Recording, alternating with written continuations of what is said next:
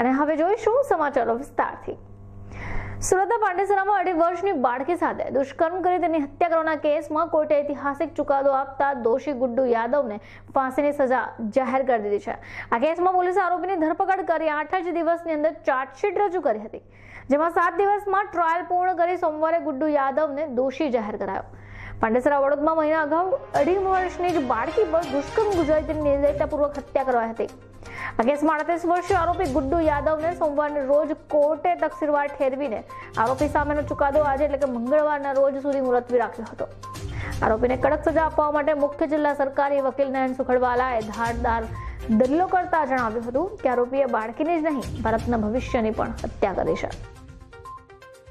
કોઈને એકલા આ જે પરિણામ આવ્યું એમાં કોઈનું એકલાનું પરિણામ નથી મારા એકલાનું પરિણામ કે નથી પોલીસ કમિશનરનું એકલાનું પરિણામ કે નથી XYZનું। આ એક સંયુક્ત એફર્ટ છે તમામ પોલીસ અધિકારીઓએ। જાણે એકદમ પોતાના ઘરમાં આવો દુઃખદ બનાવ બન્યો હોય એવી લાગણી એ લોકોએ ફીલ કરીને દિવાળીનો દિવસ કે તહેવારો પણ જોયા નથી। તહેવારોમાં ઘરે મિત્ર પરિવારને મળવાની જવાની જગ્યાએ એ લોકો આરોપીને શોધવા અને બાળકીને શોધવાના પ્રયાસોમાં લાગી ગયા। એટલે તમામ પોલીસ અધિકારીઓએ સંયુક્ત રીતે ખૂબ સારી કાર્યવાહી કરી। કેપિટલ પનિશમેન્ટ માટે સૌથી કયો મહત્વનો પુરાવો સાબિત થયો? કેપિટલ પનિશમેન્ટને માટે સૌથી મહત્વનો પુરાવો બાળકીની ઉંમર, નંબર 1, બાળકીની ઉંમર ઉપરાંત એની સાથે જે બર્બરતા આચરેલી હતી તે, એના શરીરના આંતરિક અંગો બહાર નીકળી આવવા તે, એના યોનિ લૂપમાંથી આખો આંતરડા બહાર નીકળી આવેલા એ હદે એની સાથે ફોર્સફુલી બળાત્કાર કરવામાં આવ્યો તે ઉપરાંત પોસ્ટમોર્ટમ રિપોર્ટ એના ઉપરથી આખું ફલિત થયું। એ ઉપરાંત DNA રિપોર્ટ કે છોકરીની જે લાશ હતી તે લાશ આખી ફૂલી ગયેલી હતી, એને ઇઝીલી આઈડેન્ટિફાઈ કરવું એ મુશ્કેલ હતું, એટલે એની દાઢ લેવામાં આવેલી હતી। ડાક્ટરે પણ ખૂબ સારું પ્રિકોશન રાખ્યું કે પોસ્ટમોર્ટમ દરમિયાન એની દાઢ લીધી DNA ટેસ્ટિંગ એને માટે કે એમાંથી બ્લડ કે મળી આવે, કારણ કે ડિકમ્પોઝ બોડી હતી એટલે એમાંથી બ્લડ મળવું ઇમ્પોસિબલ હતું। એટલે સુરતના જે ડૉક્ટર્સ છે, ડૉક્ટરોએ પણ ડૉક્ટર ચંદ્રેશ અને બીજા એક હતા ડૉક્ટર ચંદ્રેશ હતા, તો ડૉક્ટર ચંદ્રેશ અને એ લોકોએ પણ ખૂબ સારી તકેદારી રાખી અને એની ડેડ બોડીમાંથી મોદી હતા મોદી અને બીજા એક બેન હતા, તો એણે દાઢનો દાંત લીધેલો હતો। પછી ભોગ બનનારના માતા પિતાનો લોહીનો નમૂનો મેળવેલો હતો અને પછી DNA મેળવીને 100% અમે કન્ફર્મ કર્યું કે આ લાશ આ દીકરીની જ છે। એટલું જ નહીં, પ્રોસિક્યુશનમાં મેં એવો પણ પુરાવો મૂક્યો અને આઈઓની જુબાનીમાં એ પણ પુરાવો લીધો કે આ સમયગાળા દરમિયાન સુરતમાં બીજી કોઈ બાળકી મિસિંગ નથી થઈ, એ બાબતનો પુરાવો પણ છે। એટલે આ બાળકી આ મરનાર સિવાય ભોગ બનનાર સિવાય બીજી કોઈ બાળકી નથી, તે પણ સાહેબ સમાજમાં એવી વાત થતી હોય છે કે અમુક કેસના અંદર જ ફાસ્ટ ટ્રાયલ ચાલતું હોય છે। હજુ આપણા પાસે એવા કેટલા કેસીસ છે જેને આપણે ફાસ્ટ ટ્રાયલમાં લઈ શકીએ છીએ? કેસ અત્યારે કોર્ટમાં જે પહેલી જે વાતો હતી કે સપોઝ કે 2010માં કેસ દાખલ થયો હોય તો 15-17માં એનો નિકાલ આવે, એવું મારી દ્રષ્ટિએ હવે બહુ જવલ્લે જ છે। અત્યારે સુરતની કોર્ટમાં હું માનું છું ત્યાં સુધી 2019-2020ના કેસો પણ પુરાવા ઉપર ચાલુ છે। એટલું જ નહીં, કોવિડ દરમિયાન પણ સુરતની કોર્ટોમાં ઓનલાઈન પણ મેટરો ચાલી છે અને કોવિડ સમય લોકડાઉન સમયમાં પણ કેટલાક ચુકાદાઓ આપવામાં આવ્યા છે।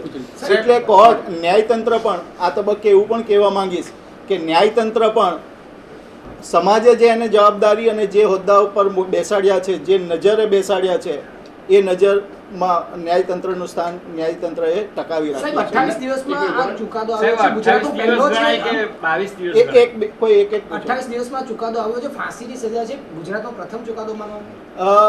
તમે જ્યાં સુધી દિવસ કન્સર્ન કરો છો તો કદાચ આના પહેલાં એક કોઈ હતું સુરતનું જ હતું, એ 29 દિવસમાં ચુકાદો આવ્યો। હમણાં ગાંધીનગરનો પણ ચુકાદો આવ્યો, પણ એઝ ફાર એઝ ફાંસી ઇઝ કન્સર્ન આ કદાચ પહેલો છે। સાહેબ નયનભાઈ, તમે કોર્ટ રૂમમાંથી બહાર નીકળ્યા ત્યારે માસૂમની માતા હાથ જોડીને રડી રહી હતી, શું હતો એ કિસ્સો? શું તમને માતાએ રજૂઆત કરી અને તમે શું એમને સારા સમાચાર આપ્યા? એ ભોગ બનનારની માતા કોર્ટરૂમની બહાર મને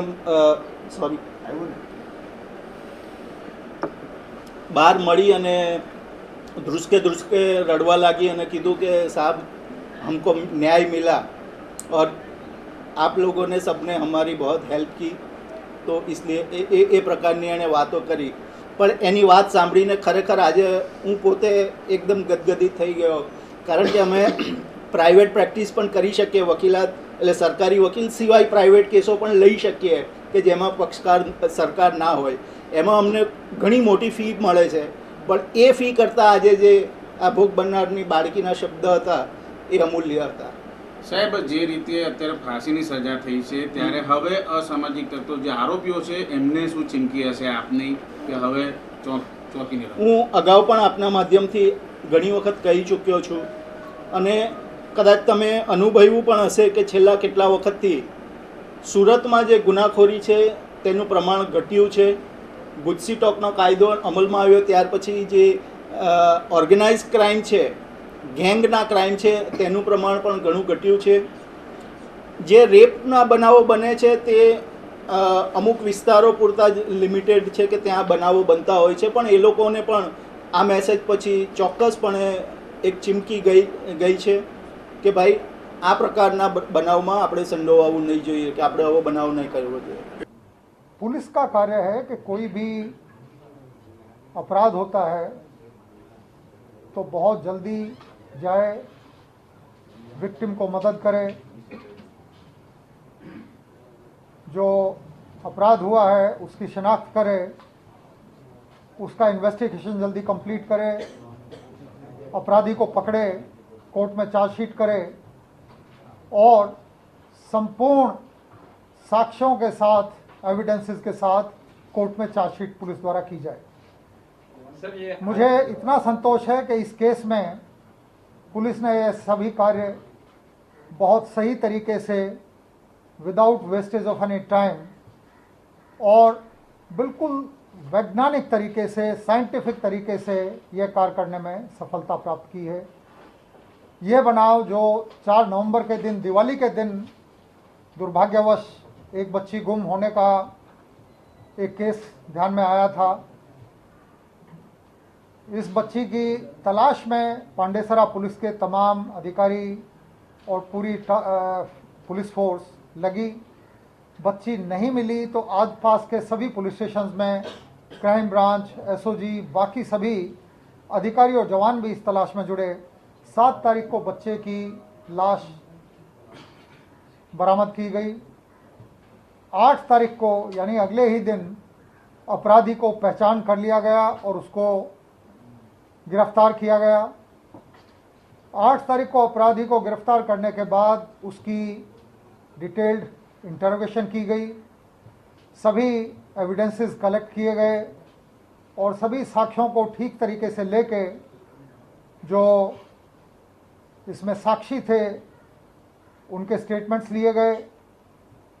सीआरपीसी 164 के मुताबिक स्टेटमेंट्स लिए गए और पूरी इन्वेस्टिगेशन 15 तारीख तक कंप्लीट करके 246 पेज की चार्जशीट पुलिस द्वारा माननीय कोर्ट में प्रस्तुत की गई.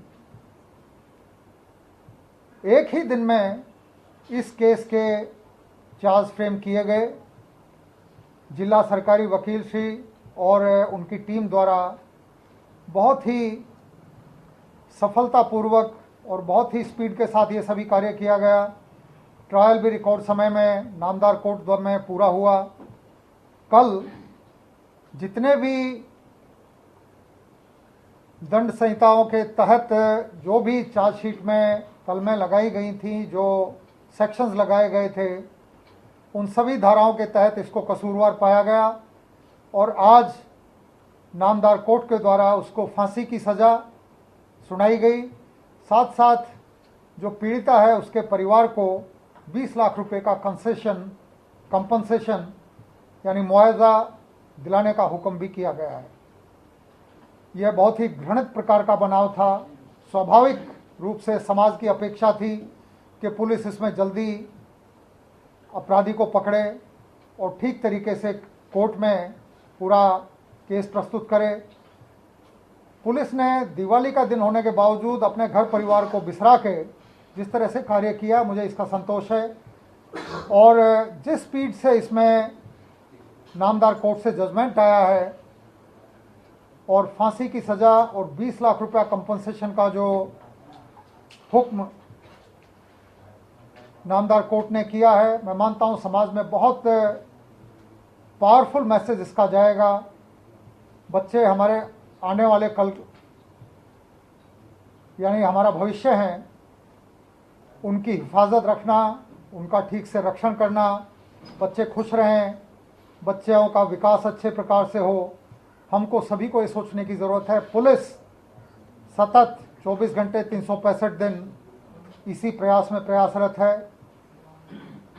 यह घटना घटने के पहले भी हम ये कार्य कर रहे थे, लेकिन इसके बाद 20 अलग अलग सोसाइटीज़ में जाके पुलिस के द्वारा गुड टच, बैड टच यानी बच्चों के साथ किस तरह का व्यवहार इच्छनीय है और किस तरह का व्यवहार अनिच्छनीय है, इस तरह की समझ दी गई। बच्चों की सुरक्षा के लिए माता पिता को और समाज को किस तरह ध्यान रखने की ज़रूरत है, वो समझ भी दी गई।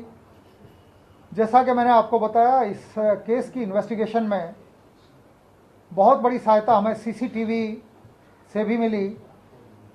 इस घटना के बाद इस पांडेसरा एरिया में शास्त्री नगर, बापू नगर, कृष्णा नगर सोसाइटी, भगवती नगर सोसाइटी, आशीर्वाद सोसाइटी, श्री राम नगर सोसाइटी, इन सभी एरियाज़ में 100 से भी ज़्यादा नए सीसीटीवी कैमरास भी लगाए गए हैं। तो मैं सबसे रिक्वेस्ट करूंगा कि सभी लोग अपने अपने विस्तार में सुरक्षा के बारे में जागृत रहें। बच्चों की सुरक्षा हमारी सबकी जवाबदारी है, पुलिस की सविशेष जवाबदारी है, और मैं आपको विश्वास दिलाता हूं कि पुलिस इसमें कोई भी कसर उठा के नहीं छोड़ेगी। धन्यवाद।